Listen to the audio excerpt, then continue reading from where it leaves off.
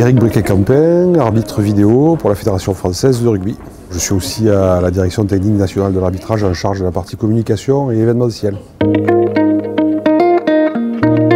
Le rôle d'un TMO est très simple en fait, tout en étant très complexe aussi, mais sur la simplicité en tous les cas c'est d'accompagner l'arbitre dans ses décisions. Et uniquement d'accompagner l'arbitre dans ses décisions, de ne pas les prendre à sa place en fait.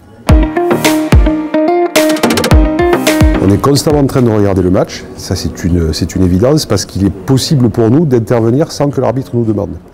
D'intervenir auprès de lui bien évidemment en lui proposant de revisionner une séquence qui nous a interpellés. On dispose de deux écrans, un écran avec le direct, celui que les gens voient chez eux quand ils regardent le match, et un écran à côté qu'on appelle un écran décalé, qui est le match avec un différé de 7 secondes qui nous permet de vite jeter les yeux sur une situation qui aurait pu nous interroger, ou qui aurait pu interroger l'équipe d'arbitres sur le terrain.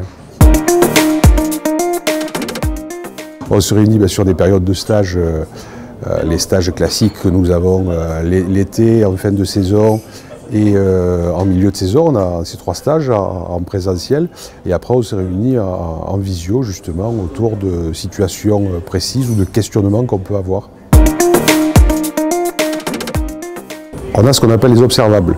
Ces observables qui nous permettent d'aller vers une décision ensuite. On a aussi ce qu'on appelle des process, c'est-à-dire qu'une situation de jeu déloyal sur un plaquage avec un contact à la tête, on va l'analyser de façon avec un arbre, ce qu'on appelle un arbre décisionnel, qui va nous mener vers ensuite la décision.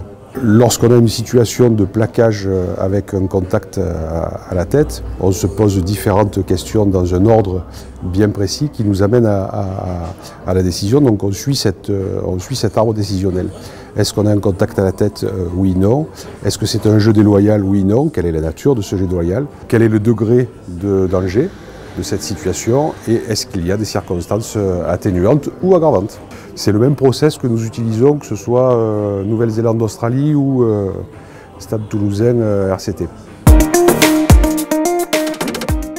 Ça peut arriver parce qu'on peut avoir des incidents techniques, c'est-à-dire une information qu'on envoie et puis on sent bien qu'il n'y a pas de réaction, ce qui veut dire qu'elle n'est pas arrivée.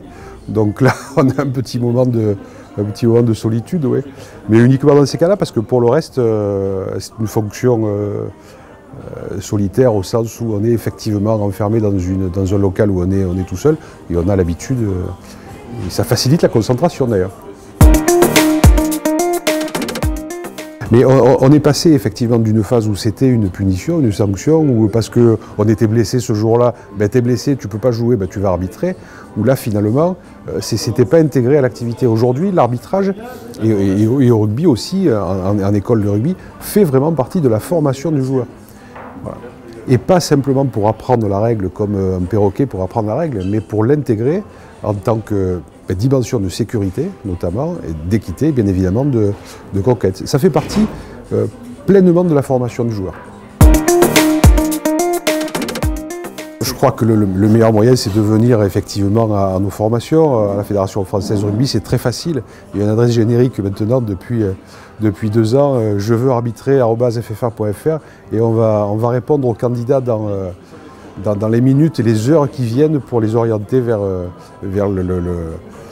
le délégué à l'arbitrage de leur zone d'habitation en fait. C'est très très facile et c'est très, comment dire, c'est très convivial, mais il n'y a pas que la convivialité à l'arbitrage, il y a aussi le progrès que ça amène pour soi. Quand on est arbitre, on est amené sur un terrain à prendre une décision à responsabilité tout seul.